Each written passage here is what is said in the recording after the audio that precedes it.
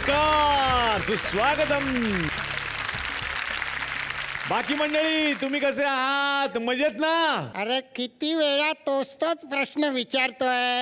हा, एवढ्या वेळेला कार्यक्रम केला पण अजून याला काही कॉन्फिडन्स नाही बाबा.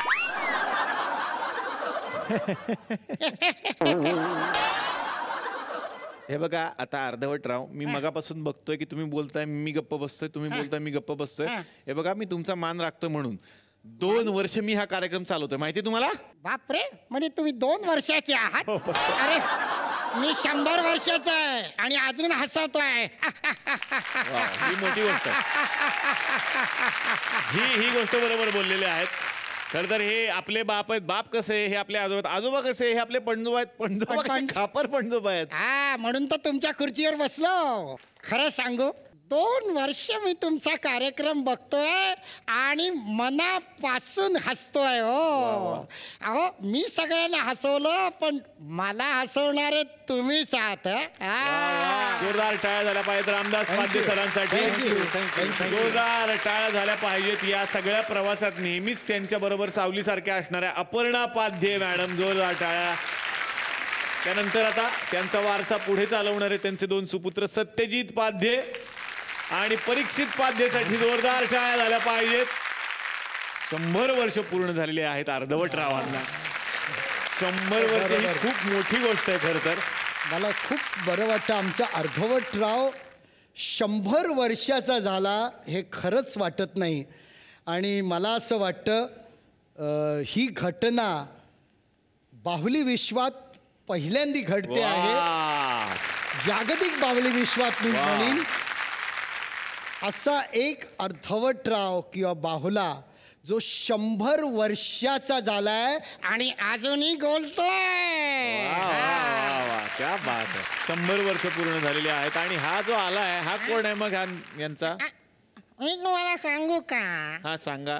मी या अर्धवटरावांचा पंटू आहे. यांचा पंटू आहे. माझं नाव सँडी आहे. सँडी एकदम नव्या पिढीचा आहे. सँडी बाबा खतरनाक. यो मॅन यो सँडी. तर या संपूर्ण फॅमिलीचं स्वागत करतो. आणि खरं तर काल आपण बालदिन साजरा केला 14 नोव्हेंबर.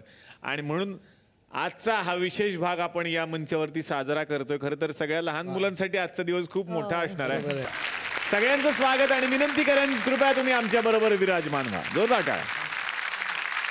खरंच ही एक जादूच आहे जी यांनी क्रिएट केली आहे. कुठलाही कलाकार मला वाटतं जादूगारच असतो. तो जादू करत असतो रसिक प्रेक्षकांवर. मला लहानपणापासून वाटायचं की आपण जादूगार असावं, काहीतरी आपण गायब करावं. मग मी काय गायब करत शेवटी आपल्याला 100 मार्काचा गणिताचा पेपर असतो, त्यातले 50 मी गायब करून दाखवायचो.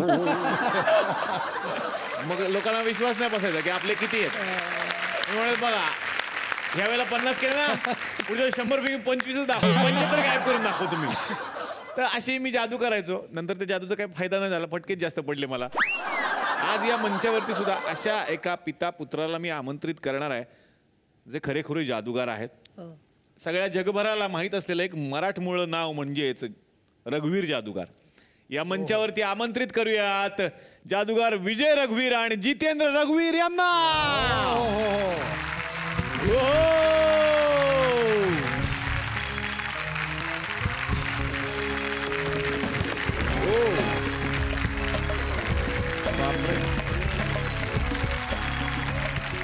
निलेश निलेश निलेश निलेश काय झालंय? बराच वेळ झालाय, त्याला लागली भूक. अच्छा, ह्याला भूक लागली. त्याला मी जरा दूध देऊ का? ओढ, दूध प्यायल्यासारखं ओढायला. जोरात जोरात जोरात जोरात जोरात जोरात जोरात जोरात जोरात अजून अजून अजून अजून अजून जोरात जोरात अजून अजून अजून अजून जोरात अजून जोरात. बस बस बस बस. आता मात्र मला वाटतं त्रास देणार नाही पोट भरल्यामुळे, नाही तर कार्यक्रमभर त्रास दिला असता त्यांनी. थँक्यू.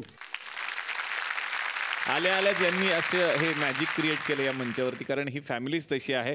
जोरदार टाळ्या झाल्या पाहिजेत या रघुवीर फॅमिलीसाठी. जादूगार विजय रघुवीर यांच्यासाठी जोरदार टाळ्या. जितेंद्र रघुवीर आणि आता त्यांचा हा नातू ईशानसाठी जोरदार टाळ्या. सर, तुमचंही मी मनापासून स्वागत करतो आणि विराजमान होण्याची विनंती करतो. Thank you very much. 15,000 वरती प्रयोग सगळ्या जगभरात ज्या व्यक्तीने केलेले आहेत. खरं तर एकट्याचं श्रेय नाही, म्हणजे वडिलांपासून सुरू झालेलं जितेंद्रपर्यंत 15,000 प्रयोग झालेत. वा. आणि पहिल्यांदा त्यांनी जेव्हा सुरुवात केली त्याच वेळेला मला वाटतं रामदासच्या वडिलांनी बाहुलिका बाहुल्यांचं सुरू केलं होतं. हो. आणि ते त्याच्यात मशहूर झाले. रघुवीर जादूमध्ये मशहूर झाले. आणि मराठी याच्यामध्ये फक्त 2च कुटुंब आहेत की वेंट्रोलॉकिझमला पाद्यांना तोड नाही आणि जादूमध्ये रघुवीरांना तोड नाही. खरंय. आता या मंचावरती आपण आमंत्रित करणार आहोत आणखीन एका कलाकाराला. खरं तर त्या अशा महिला आहेत ज्यांनी एक वेगळी कला आत्मसात केली. आतापर्यंत संबळ म्हणजे पुरुषांचं वाद्य अशी एक संकल्पना होती आणि आहे अजून सुद्धा. पण हेच वाद्य त्यांनी वाजवायचं ठरवलं आणि त्याचं शिक्षण सुद्धा घेतलं. जोरदार टाळ्यांनी या मंचावरती आमंत्रित करूयात सुलभा सावंत यांना. नमस्कार सुलभाजी, स्वागत आणि विनंती करतो आमच्या बरोबर विराजमान व्हा. सुलभाजी, मनापासून स्वागत. आणि आत्ताच मी उल्लेख केला की एक असं वाद्य जे पुरुषांनी वाजवायचं वाद्य म्हणून आतापर्यंत परंपरागत प्रसिद्ध आहे. क्वचितच बघायला मिळतं की मुलींनी ते हातात घेतलंय वाजवण्यासाठी. तुम्ही ते शिकलात, काय सांगाल? खरं म्हणजे लहानपणापासूनच आई बाबा माझे जे होते ते थोडेसे फॉरवर्ड विचारांचे होते. त्याच्यामुळे घरामध्ये भावांना आणि मुलींना आणि मुलांना ते एक माणूस म्हणून त्यांनी वाढवलं की मुलगी म्हणून वेगळी ट्रीटमेंट, मुलाला म्हणून वेगळी ट्रीटमेंट त्यांनी केली नाही. एक मला छान गुरु मिळाला नलिनी जोशी. ते असं वेगवेगळे प्रयोग करायच्या. मी साईड एकदम छोटी मोठी वाद्य वाजवत होती.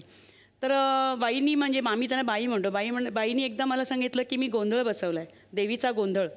तर तू इतकी छोटी मोठी वाद्य वाजवतेस ना, तर मला याच्यावर संबळ पाहिजे, तर तू वाजवशील का?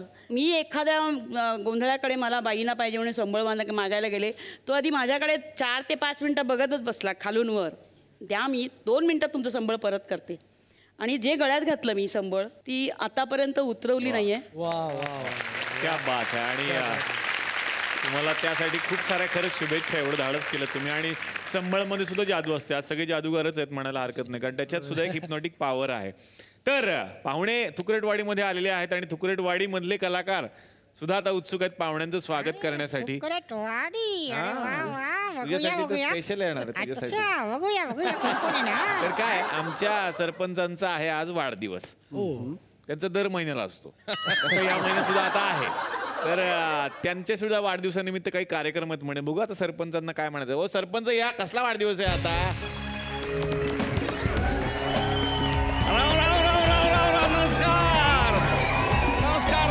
नमस्कार. वा. खास म्हणजे आज आपलं भाग्य म्हटलं पाहिजे का आज आमच्या वाढदिवसानिमित्त. काय मला एक गोष्ट कळत नाही तुमची. दर महिन्याला कुठे माणसाचा वाढदिवस असतो? दर महिन्याला कसा वाढदिवस? नाही, कसं झालं माहितीये का, माझा जन्म 15 तारखेला झाला. त्यामुळे दर महिन्यात 15 तारीख येत, त्याला मी काय करू?